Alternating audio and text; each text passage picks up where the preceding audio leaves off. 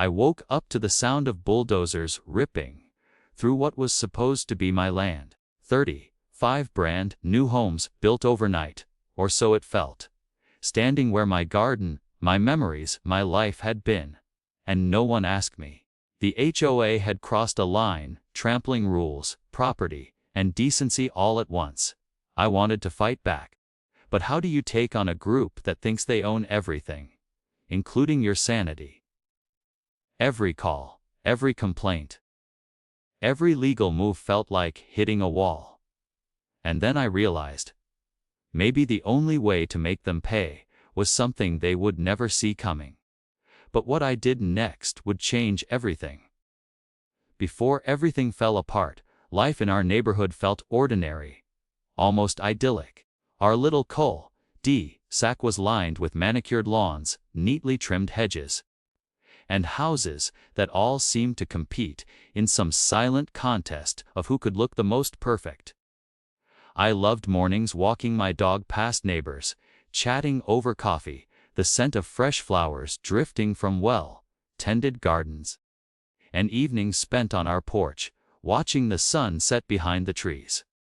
This was my home, a place I had dreamed about for years, a place where my family could finally feel safe, settled, and proud.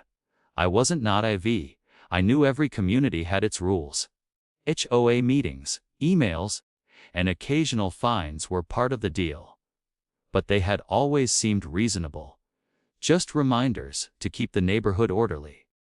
Still, there had always been that one house, the one that seemed to push boundaries without consequence.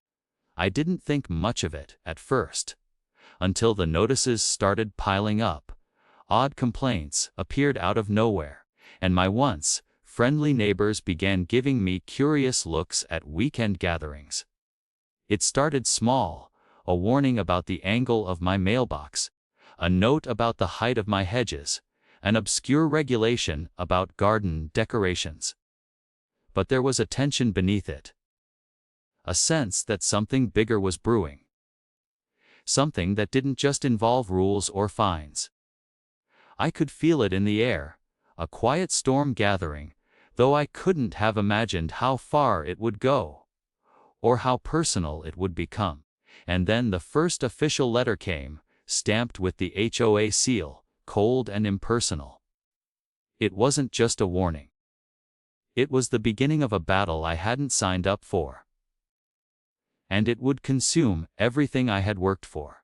Here's a fully fleshed out rising action section for your HOA neighborhood dispute story, designed to hit the 10 hours 21-minute YouTube storytelling format. I've written it in a way that escalates tension, keeps viewers hooked, and maintains immersive storytelling. At first, the fines and warnings seemed manageable, almost laughable. A note slipped under my door about the exact height of my grass. Another, criticizing the color of my front door. I tried to laugh it off. After all, rules were rules. But there was a sharpness in the way these letters were worded. A subtle undercurrent of personal attack. It wasn't just about compliance. It was about control. Then came the letters from the HOA insisting that I remove a small garden statue. A figure I had placed years before. A gift from my late grandmother. According to them, it violated some arcane design guideline no one had ever mentioned at closing. I fought back with polite emails, quoting the HOA's own handbook. The replies were curt, almost mocking. Please see section 4.2.1 regarding unapproved yard ornaments. Section 4.2.1 might as well have been written in an alien language. It was designed to intimidate, not guide. It wasn't long before the fines started stacking up. Hundreds of dollars for something as trivial as an outdoor chair being too far from the house, or a garden hose improperly stored. The amounts weren't catastrophic individually, but the cumulative effect was suffocating. Every day, I woke up to another notice, another threat. And every day, the HOA seemed to grow bolder, their tone sharper, as if they were daring me to respond. Neighbors I had once exchanged casual greetings with began avoiding me. Some looked sympathetic but nervous, as though speaking to me might draw the HOA's attention to them. Others whispered behind closed blinds, faces pressed to curtains. It was clear the HOA wielded its power like a weapon, and anyone associated with me risked collateral scrutiny. I felt isolated, but I refused to back down. The escalation hit a new level when they started targeting my family directly. My children were forbidden from using the backyard trampoline, citing an unsanctioned recreational hazard. Rule I had never heard of. My partner received a notice demanding we remove a tree that, according to their vague guidelines, obstructed neighborhood aesthetics. The tree had stood there for over a decade, its roots entwined with the memories of our first spring in this house. Every demand, every letter, felt like a personal attack, like they were picking at the very essence of our home. I began documenting everything. Photographs, videos, time-stamped emails. I started attending HOA meetings, only to discover that every rule was applied selectively. Certain neighbors flaunted obvious violations with no consequence, while I was scrutinized for the tiniest infraction. During one meeting, a neighbor openly mocked me, laughing about that yard with the ugly mailbox, while the HOA board nodded silently, as if in approval.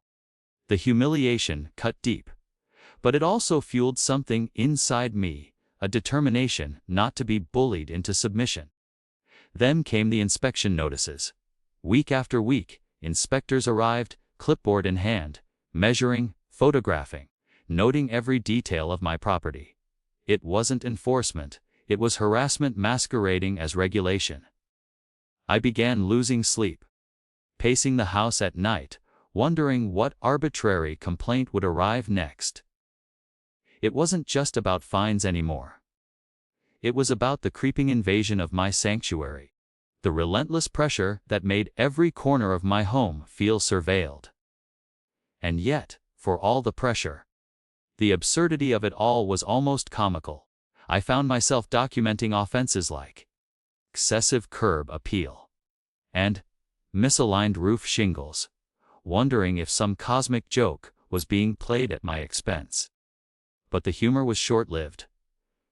One morning, I returned from work to find a notice stapled to my front door, written in bold red ink, a summons to appear before the HOA board for habitual noncompliance. The letter threatened severe financial penalties, and even legal action if I failed to appear. My heart sank. This was no longer petty neighborhood politics, it was a war being waged against me, and the battleground was my own home. The weeks that followed blurred into a series of confrontations, each more intense than the last. The HOA sent letters claiming they had measured and verified violations that didn't exist. One inspector claimed my fence encroached on a neighbor's property line by an inch, an impossible accusation given the original survey. Every appeal I made was met with bureaucracy, unanswered emails, vague explanations, and threats of escalating fines. I started wondering if anyone else had survived this kind of relentless pressure, or if the HOA had simply become a machine built to crush anyone who challenged it. As tension mounted, I realized I needed allies.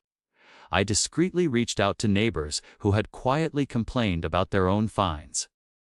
Slowly, a network formed, a quiet rebellion brewing under the surface. We shared letters, compared notes, and began strategizing. But the more I resisted, the more aggressive the HOA became. They seemed to sense my defiance, ramping up inspections, issuing new fines, and even threatening liens against my property. Each day was a calculated psychological assault, designed to wear me down, erode my confidence, and isolate me from the community I had loved. Then came the moment that made me question everything. The HOA began interfering with the utilities.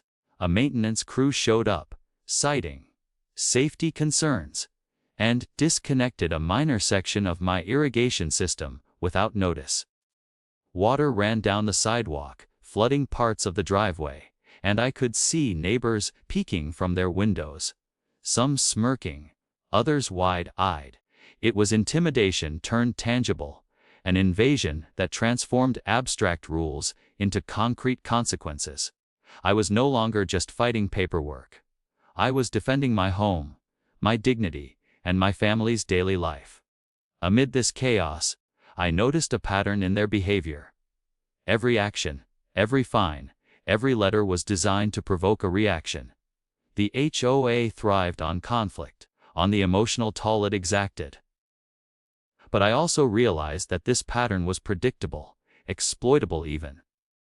If I could anticipate their moves, document them meticulously, and maintain my composure, I might be able to turn their own tactics against them. By now, the story had spread quietly through the neighborhood. Some neighbors whispered their support. Others avoided me entirely, fearing retaliation. I had become both a symbol of resistance and a target for scrutiny. Every day felt like walking a tightrope, balancing outrage with strategy, emotion with patience. And yet, despite the mounting pressure, a spark of determination grew. I refused to be intimidated into surrender. And just when it seemed like the worst of it had passed, the HOA delivered their next blow, a notice that would escalate everything to an entirely new level, pushing me closer to the edge and forcing a confrontation I had been preparing for, knowingly or not. The battle lines were drawn. I knew the next weeks would test me in ways I had never imagined. How far would I have to go to reclaim my home? And what price would the HOA pay when their overreach finally met its match? Weeks of harassment, fines, and relentless surveillance had brought me to the edge. My mailbox, my garden, my fence, even my family's backyard had become battlegrounds. And each day felt like a gauntlet. Yet I had survived, meticulously documenting every violation, every arbitrary inspection, every humiliating letter that slid under my door in red, inked threats. I had reached the point where compliance was impossible. The HOA's demands were no longer rules. They were a test of endurance, of pride, and of patience. Then came the notice that changed everything. A summons to a public HOA hearing scheduled in the town hall, an auditorium filled with neighbors, board members, and cameras from local news. The notice was phrased in clinical, bureaucratic language, but there was nothing neutral about it. It was designed to humiliate, to present me as the problem in front of an audience I had once considered friends. My chest tightened as I read it. I realized this was the point of no return, the stage where the HOA intended to assert total dominance, and I would either crumble or fight back. I spent the night before the hearing pacing my living room, flipping through every document, photograph, and recorded email I had gathered over months. The anxiety was suffocating, but beneath it grew a burning resolve. They had underestimated me, thinking their small army of inspectors, their fancy legal letters, and the weight of institutional authority would break me. They hadn't counted on me preparing, anticipating, and planning a counterstrike that would expose their overreach to everyone in that room. And, potentially, to the broader public. The next morning, I arrived early. The town hall's doors were already lined with HOA members, each exuding a confidence that suggested victory was theirs before a single word had been spoken. Their smug glances barely masked the satisfaction of people who had spent months attempting to control and humiliate me. I felt my heart pounding in my ears, but I forced myself to breathe, to center my mind. I had prepared for this. As the hearing began, the HOA presented their claims with the same cold precision I had grown accustomed to. My mailbox was non-compliant. The fence encroachment was evident. My garden statue was a violation of design aesthetics.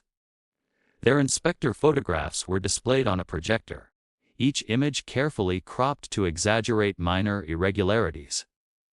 I could feel the weight of the room pressing down. The murmurs of neighbors, the approving nods of board members, the subtle smirks of those who had mocked me behind their curtains. When my turn came, I rose slowly, exhaling a steady breath. I didn't just speak, I narrated the story of months of harassment, laying out the evidence with clarity and emotional resonance.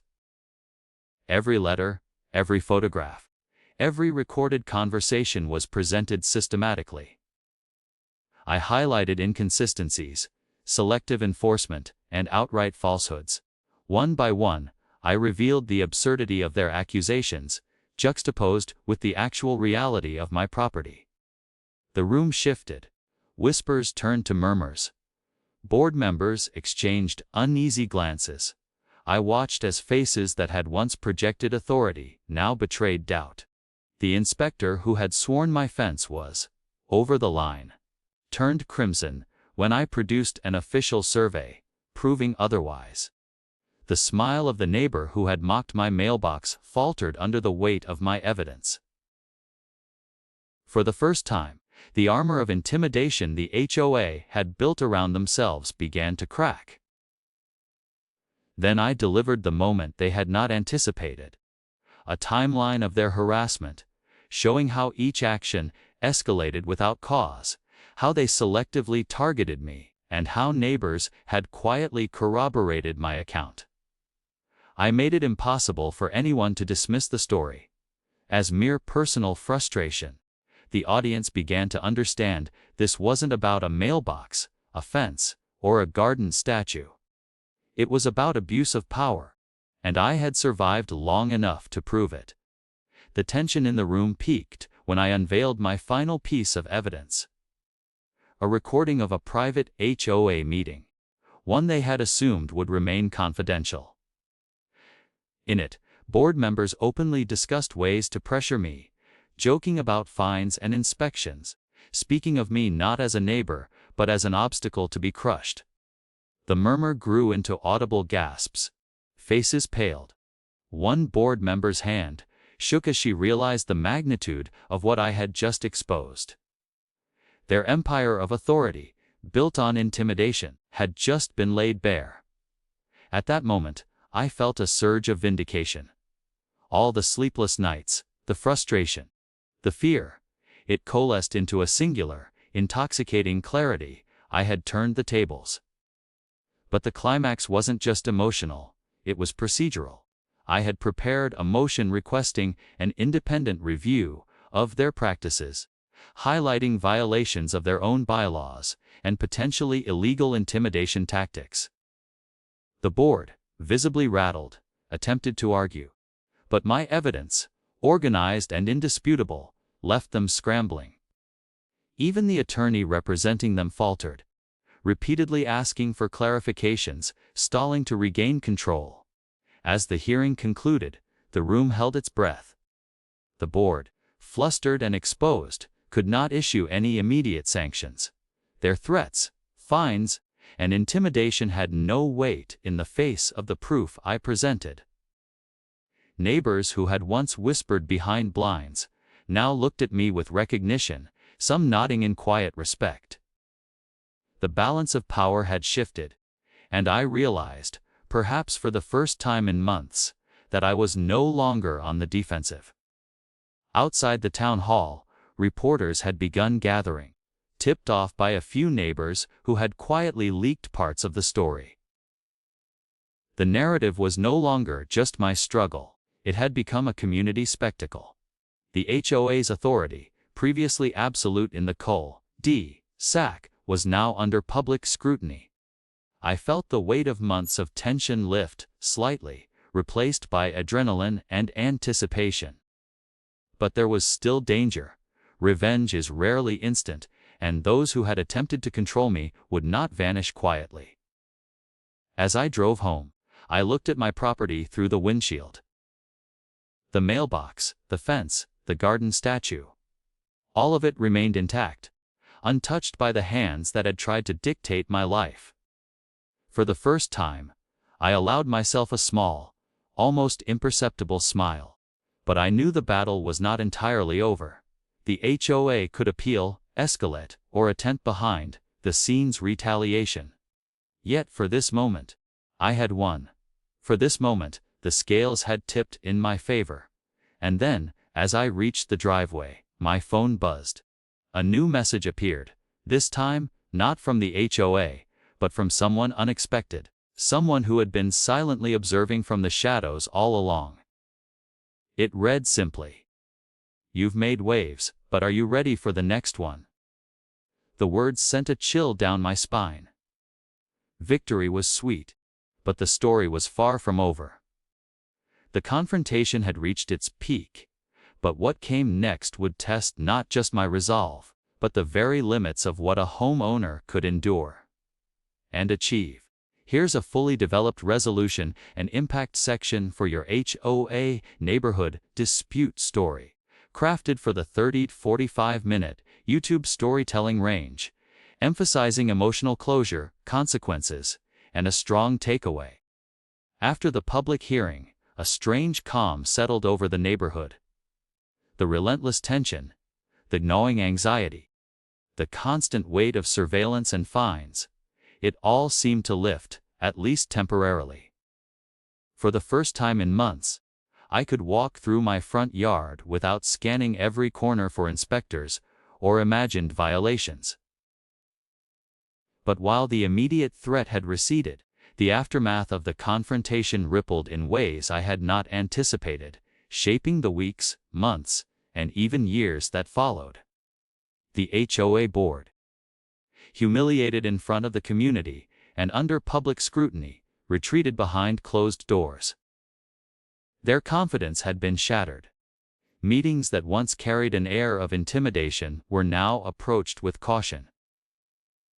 Members who had once mocked, belittled, and threatened me now avoided eye contact, their authority diminished not by legal action alone, but by the revelation that their tactics had been exposed to neighbors, reporters, and anyone paying attention.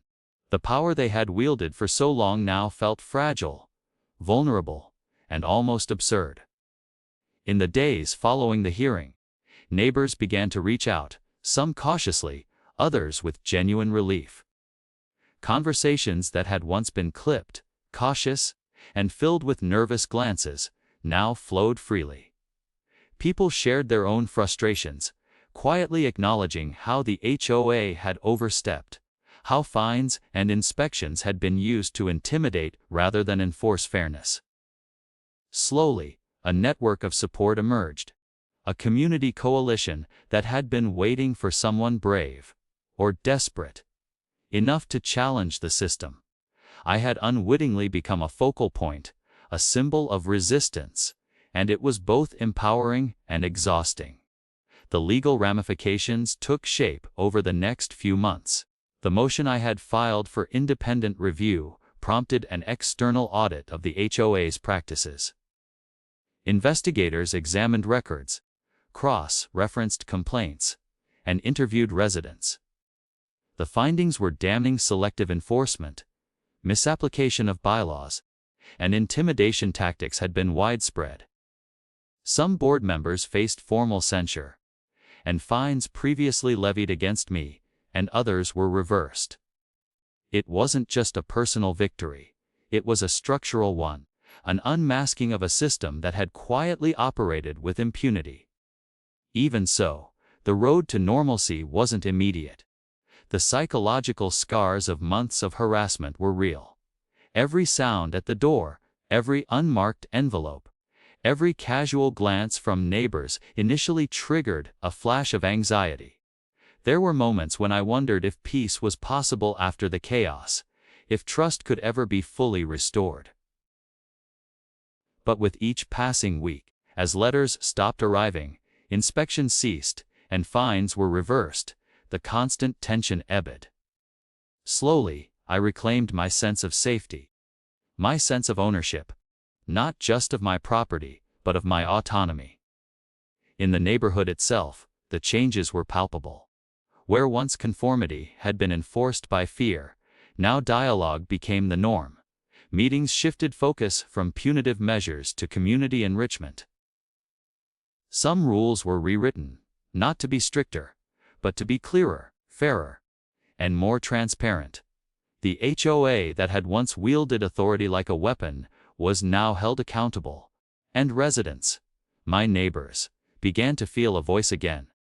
It was remarkable how quickly the culture of fear could be replaced with one of engagement when the system's abuses were exposed. On a personal level, the ordeal reshaped how I viewed my home, my community, and myself. I had discovered a resilience I didn't know existed, a capacity to withstand months of targeted harassment while remaining strategic, patient, and methodical. I realized that standing firm wasn't merely about winning against an organization. It was about asserting the right to be treated with dignity and fairness. My home had become more than a house. It had become a testament to persistence, a space reclaimed not through compliance but through courage and deliberate action. Yet, the victory carried lessons beyond my immediate experience. Friends and family who had followed the ordeal closely began asking about their own communities, about local rules, bylaws, and boards. The story became a cautionary tale, a reminder that small violations, minor oversights, or unchecked authority could quickly escalate into personal crisis if left unchallenged. I found myself helping others navigate their own HOA disputes, sharing strategies, insights, and, most importantly, the moral courage to confront authority when it becomes abusive. The fight had created ripples far beyond my front yard. Not all outcomes were neat or tidy. The neighborhood gossip persisted, subtle but persistent, a reminder that human pettiness often lingers even after formal victories. Some former allies were wary, hesitant to fully engage for fear of rekindling conflict. Yet, even amidst lingering whispers and cautious nods, the essential truth remained. The balance of power had shifted. The HOA could no longer operate in the shadows of fear, and residents had reclaimed a collective voice. The long-term impact extended into my family life, too. My children, who had been caught in the crossfire of arbitrary rules and threats, now played freely in the backyard. They noticed the difference immediately. The trampoline stayed. The garden statue remained untouched, and laughter once again filled spaces that had previously felt tense and monitored. I watched them reclaim their innocence, unburdened by the constant intrusion of adults wielding authority for self-interest. The victory, in this sense, was not only mine but theirs. Financially, there were tangible consequences as well. Fines reversed, legal fees partially reimbursed, and the removal of unjust restrictions restored property value and peace of mind. But beyond dollars and cents, the greater reward was psychological confidence, agency, and a renewed sense of security. I had been reminded that money and rules matter. Yes, but dignity, fairness, and persistence matter more. Reflecting on the experience, I understood that the battle was never just about a fence, a mailbox, or a garden statue. It had been a confrontation between control and autonomy, intimidation and courage, bureaucracy and justice. The HOA's tactics were designed to instill fear and compliance, but in challenging them, I discovered the transformative power of standing firm. I learned that authority, when unchallenged, can become oppressive, but that resistance, carefully and strategically applied, can restore balance. Community dynamics shifted subtly but meaningfully in the wake of the conflict. Meetings were no longer performances of power. They became discussions. Neighbors began collaborating on garden projects, shared spaces, and neighborhood events. Even those who had previously avoided me now engaged, cautiously at first, then more openly. The culture of fear had been replaced, slowly, with a culture of accountability and mutual respect. And yet, the story didn't end with a perfect harmony. Life in any community is dynamic, and boards change, bylaws evolve, and new residents arrive with fresh expectations. But the precedent had been set. Abuse of power would not go unchallenged. Future conflicts would be met with scrutiny, evidence, and a community ready to resist. The narrative had shifted permanently, and my experience became a touchstone for anyone who might face similar overreach. As I stood once more on my front porch, looking out at the familiar street, the sun setting behind the trees, I felt a profound sense of closure. The home that had once felt under siege now felt protected, alive, and ours again. The garden, the mailbox, the fence, every inch of it bore witness to the battle fought and won. It wasn't just a physical reclamation, it was symbolic, a tangible victory against overreach, harassment, and intimidation. Finally, I realized that the true impact of this struggle extended beyond bricks, wood, and paint. It was about asserting one's rights, challenging injustice, and refusing to accept unfair treatment as inevitable. It was about courage, resilience, and the quiet, steady accumulation of evidence, strategy, and determination. And it was about reminding an entire community that power is not absolute. It can be questioned, tested, and held accountable. So, as the neighborhood slowly returned to its rhythms, children playing in yards, neighbors chatting over fences, the occasional dog barking, I asked myself one final, lingering question.